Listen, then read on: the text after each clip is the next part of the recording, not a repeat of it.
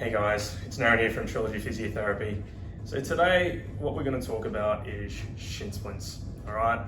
We've had a few patients come in complaining of pain in the front of their legs there. So I thought we'll make this video going into what is shin splints, how can you get shin splints, and a few possible treatment modalities to help you if you do suffer from any shin splints.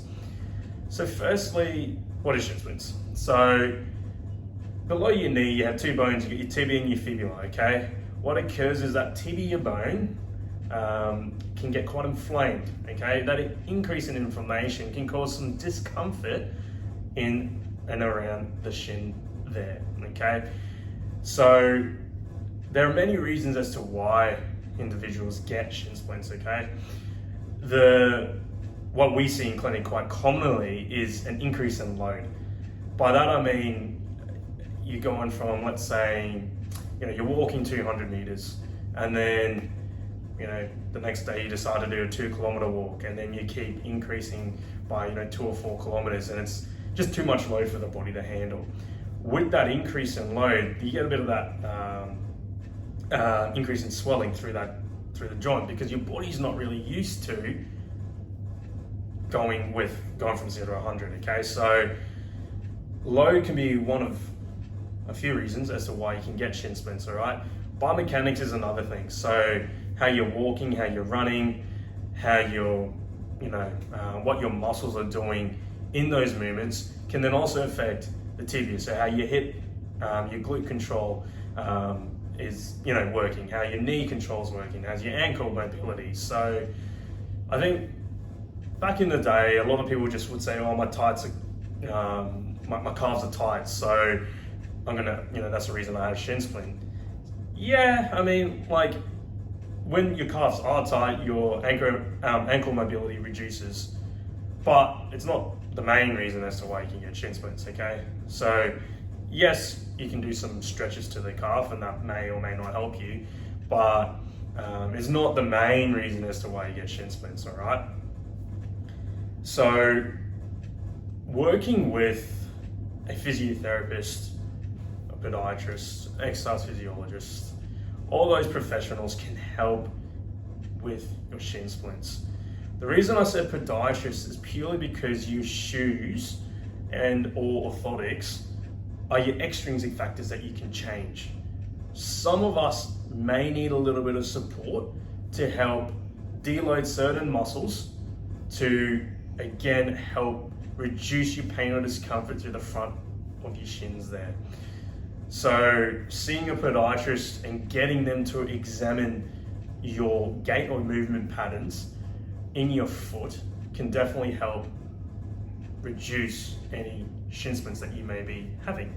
So we do, like here at Trilogy, we do use everybody here as well. We're not just physios who one-stop shop. Podiatrists can definitely help with the reduction in your shin splints. From a physiotherapy perspective, what we can look at is obviously the biomechanics, seeing what's happening at all those different joints, your ankle, your knee, your hip, and then going and assessing to see, is there some weakness, some decrease in mobility? Is there something going on at those joints and surrounding structures that could be impacting the tibia? Okay, so physiotherapy, we can do some hands-on work, we can give you some exercises to help you out, to help reduce and get away with your shin splints. So shin splints can take about 2 to 6 weeks for it to fully resolve. Sometimes it can take longer. It just depends how early or late you've sought, treatment. Sometimes we find if you're leaving it for too long, you are in a bit more of a risk factor of increasing little stress fractures onto that bone. So please make sure if you are feeling some discomfort there, you seek intervention sooner rather than later. Now, treatment-wise, so many different ways we can look at it purely because of, everyone's different. So there's no one exercise that can help. Okay, so there's a multitude of exercises that may help you. There might be only one or two things that can help you, but takes a trained professional to have a look at it and see what exactly do you need. Is it just the education about, not like increasing your running or walking by too much and getting you back with a gradual return to running or return to walking program? Or is it like, strengthening through the glutes a bit more, strengthening through your hamstrings in an eccentric way, or things like that? But one thing I can recommend is, if you are feeling any discomfort, definitely ice it.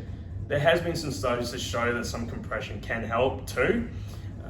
One thing you can try, which is quite interesting, and from what I see in clinic, a lot of people with shin splints struggle to do, is a very simple exercise.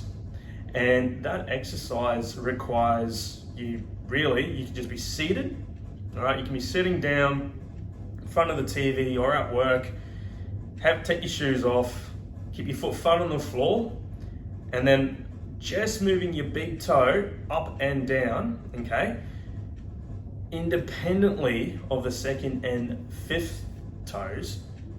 That could be a good way to try to train your body to know how to use the big toe better, okay? We'll find a lot of our shin splints pain sufferers, they can't actually move their big toe independently of the second and fifth toes. So that's a little thing you can practice, is trying just to lift your big toe up independently of the other toes. If the other toes are moving, add a bit of resistance or like pressure with the other foot to try to stop it from going up and down. So I hope that gives you a little bit of an insight to what shin splints are and what are the causes of shin splints, and things to think about when you're returning to an exercise program or just trying to be a little bit more active. The biggest take-home message is seek intervention early. If you have any questions or comments, feel free to send us a message, comment on the video, and we'll get back to you. And yeah, if you're around the world and watching this too, there's so many professionals out there that can definitely help you with this. So if you're in Brisbane, always happy to help. All right, have a good day, guys.